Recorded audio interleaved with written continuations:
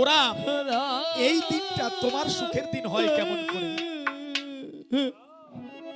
রাম বলেছে, কেন বলেছি জানো পিতা?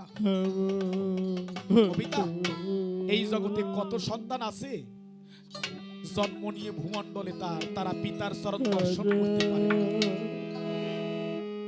পিতা, কতজন আছে যে মায়ের গর্ভে থাকতে জীবনে তার পিতাকে হারায়?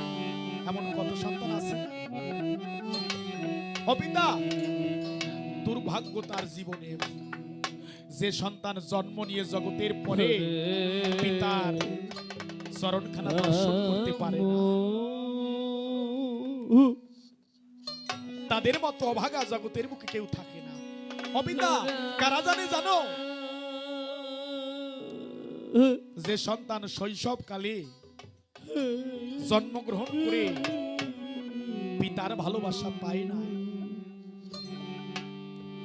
শৈশবকালে এই জগতের বুকে পিতা হারানোর যে বেদনা কারা জানে জানো পিতা? একমাত্র তারা জানে যারা শৈশবকালে পিতাকে হারিয়েছে, যার পিতা কোনোদিন সন্তানকে আদর করে কাঁধে করে মেলায় নিয়ে যায় না, যার পিতা সন্ধ্যাকালে ঘরে এসে আদর করে খোকা বলে সন্তানকে বুকে জড়িয়ে নেয় নাই, ঘোর বিপদে পড়লে যখন সন্তান চোখের জলে ভাসে, যার পিতা কোনোদিন বলে নাই খোকারে আমি আছি, কাঁদিস না, তোর বিপদ চলে যাবে, একমাত্র তারা জানে পিতা হারানোর বেদনা কত। কিন্তু পিতা, আমি তো পূর্ণ যে আমি আমার পিতার কোলে আদ্যাবধি বড় হয়েছি, আর আমি আমার পিতার ধর্মকে পালন করতে বনে যাব, এর সে কি সুদিন আর আমার জীবনে আসবে? ও পিতা, নরাধম সেই ব্যক্তি, ঠিক তার জীবন যে পিতার কোলে বড় হয়ে যে পিতার বাক্য পালন করতে না পারে, যে পিতা মাতার আশীর্বাদ পায় না জগতের গায়ে। ও পিতা, তাই জানা শৈশবে পিতা হারিয়েছে একমাত্র তারা জানে কি বেদনা ধরা। ও পিতা, কতজন আছে জগতে জন্মগ্রহণ করার পরে পরে তার মাকেও হারায়? কারা জানে জানো? ও পিতা, কারা জানে এই মা হারানোর বেদনা? শৈশবকালে যে সন্তানকে কোলে করে তার মা ভাতের থালায় ভাত মেখে আদর করে বাড়ি বাড়ি ঘুরাইয়ে খাওয়াইয়ে দেয় না, মধুর একমাত্র তারা জানে মাকে হারানোর বেদনা কত। তারা জানে মা হারানোর বেদনা। কারা জানো পিতা? যারা শৈশবকালে তার মাকে হারিয়ে পরের দুয়ারে ঠোকর খেতে খেতে বড় হয়।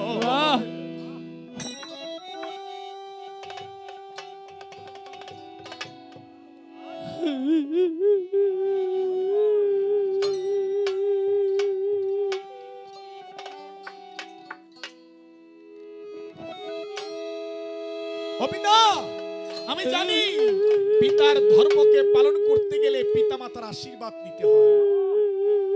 পিতামাতার আশীর্বাদ বিনে যে কাজ করা হয় তাতে সফলতা পাওয়া যায় না। আমি যদি ধর্ম রক্ষা করতে বনে যাই, আমার মায়ের আশীর্বাদ না নিয়ে গেলে এ ধর্ম রক্ষা করে কোনো লাভ নাই। সীতা বলতে পারো মা আছে কোথায়? সীতা বলছি, স্বামী তুমি যদি বনে করো গমন, মনে আছে ভাবো আমিও তব চরণ সেবা করতে এই দাসী জগতে ওরা আমিও তোমার সাথে বনে বনে যাব। সীতা, মা কোথায়? বলছে, স্বামী মাকে দেখলাম চণ্ডীর দুয়ারে মঙ্গল ব্রত পালন করে পূজা করছে। বলছে, সীতা তাহলে তুমি আমার সাথে এসো না, আমি মায়ের কাছ থেকে একবার আসি। রাম চোখের জল মুছে মায়ের মন্দিরের কাছে গিয়ে দাঁড়িয়েছে। পূজা করছে কে? রামের মা। কেন? রাম রাজা হয়ে যাতে ভালো করে রাজকার্য করতে পারে। পূজা করছে ভগবানের মা, ভগবানের মঙ্গলের জন্য। আজ ভগবানের রাম পিছন পান থেকে ডাক দিয়েছে, মা মা। কৌশল্যা দেবী পিছন পানে সে দেখতে পারে তার রাম তার মন্দিরের দুয়ারে। মা বলছে, খোকারে তুই এই মন্দিরের দুয়ারে কেন? ওদিকে কত কাজ, কত বৈষ্ণব আসতেছে। আগামীকাল আগামীকাল লোকে আমাকে রাজার মা বলবে, আমি হব রাজমাতা, তো রাজ অভিষেক। ওরা জীবনে যখন সকল দুয়ার বন্ধ হয়ে যায়, একমাত্র বৈষ্ণবের স্বর্ণের ধুলি তার পথের পাতে হয়। যত বৈষ্ণব আজ অযোধ্যায় আসবে, প্রতিটা বৈষ্ণবের শ্রদ্ধৌত জল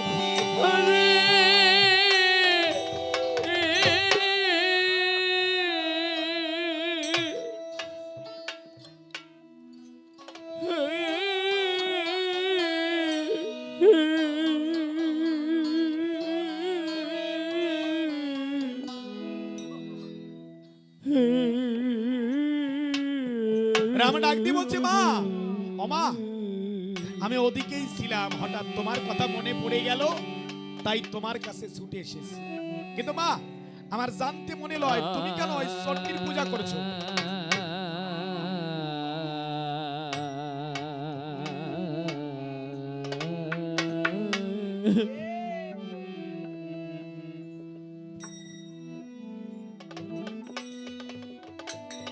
ওমা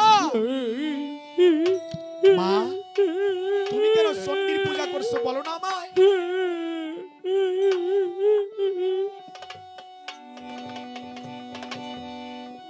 রামের মা ডাক দিয়ে বলছে, খোকারি তুই রাজা হয়ে যাবি তো? একমাত্র তোর মঙ্গলের জন্য আমি ভগবানের কাছে পূজা করছি, তোর মঙ্গলের জন্য চণ্ডীর মঙ্গল ব্রত পালন করছি। কেন জানো? এই জগতে সন্তান যদি ভালো কিছু প্রাপ্ত হয়, সন্তানের জীবনে যদি সফলতা আসে, এটা তার একার অবদান। আজ তুমি ব্যারিস্টার, আজ তুমি ডাক্তার, আজ তুমি ইঞ্জিনিয়ার, ব্যবসায়ী, অবদান কার? অবদান সবচেয়ে, তোমার জীবনের সাফল্যের সবচেয়ে বেশি অবদান তোমার মার। কেমন? তোমার হয়তো মনে নেই,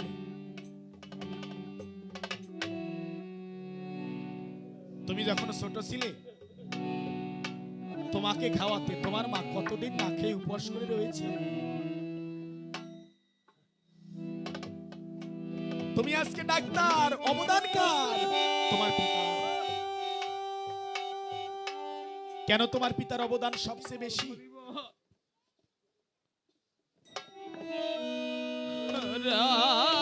তুমি হয়তো, তোমার হয়তো মনে নেই, তোমার পড়াশোনার টাকা জোগাড় করতে বাবা তার প্রতিটা রক্ত কণিকাকে জল করে জগতের বুকে ফেলেছে।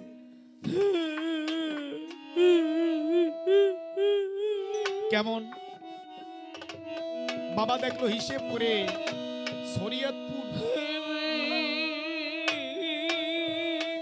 শহর থেকে এই 2 মণের ওজনের বস্তাটা যদি আমি মাথায় করে বাড়ি নিয়ে যাই, হয়তো আমার 5টা টাকা বেঁচে যাবে। ওই শহর থেকে, শরীয়তপুর শহর থেকে ওই সময়, আজ থেকে 30 বছর 40 বছর আগে মাত্র 5টা টাকা হলে বাবা ভ্যানে আসতে পারত। কিন্তু বাবা তখন ভ্যানে আসে নাই।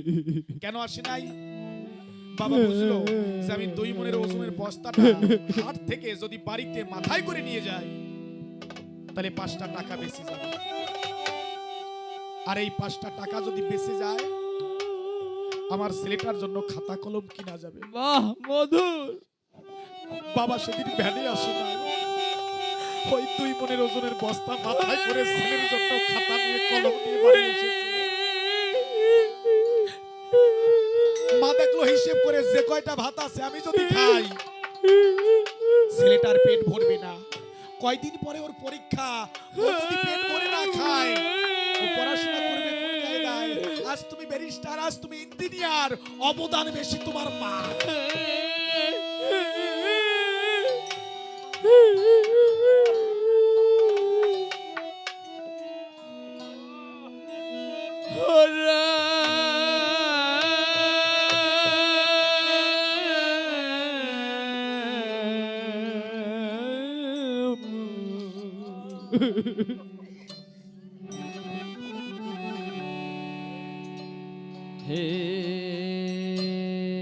তাই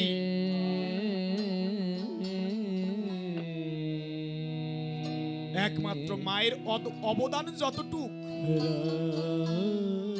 সবকিছু ভুলে যাওয়া যায়, এই অবদান নয়। কেমন ছেলে যায় পরীক্ষার হলে, কোন ছেলে কি একা পরীক্ষা দেয়? আপনি পরীক্ষার হলে গিয়ে পরীক্ষা দিয়েছেন, আপনি একা দিয়েছেন? আপনি একা দেননি। কিভাবে দেখবেন? যেদিন এসএসসি পরীক্ষা, মা কি করেছে? ছেলেকে খাওয়াইয়ে দাওয়াইয়ে রাস্তায় ভ্যানের উপরে নিয়ে গেছে। শ্যামল রে, ছেলেটাকে তোর ভ্যানে দিয়ে দিল। কথা নিস, ওই পরীক্ষার কেন্দ্রের হলের কাছে গাড়ি নিয়ে যাবে, ছেলেটাকে কোথাও নামাস না। আবার পরীক্ষা শেষ হলে ওইখান থেকে আবার বাড়িতে নিয়ে আসবে। ছেলেটা আমার একা একা কোথায় যায় নাই তো। ও শ্যামল, ছেলেটার পরীক্ষা আমি যে ওর সাথে কাউকে পাঠাবো এমন তো বান্ধব আমাদের কেউ নাই। ছেলেটাকে রাস্তায় বাড়িতে দিয়ে আসলো। ছেলে গেল পরীক্ষার হলে। মা এসে কি বাড়িতে ভাত গেলে? মা ভাত খায় না। মা কি করেছে? উপোস করে ছেলে পরীক্ষার হলে, মা বসলো ভগবানের চরণের তলে। মা উপোস করে ভগবানের চরণ তলে বসে ডাক দিয়ে বলছে, ভগবান, ও ভগবান, আমার জীবন তো কষ্টে কষ্টে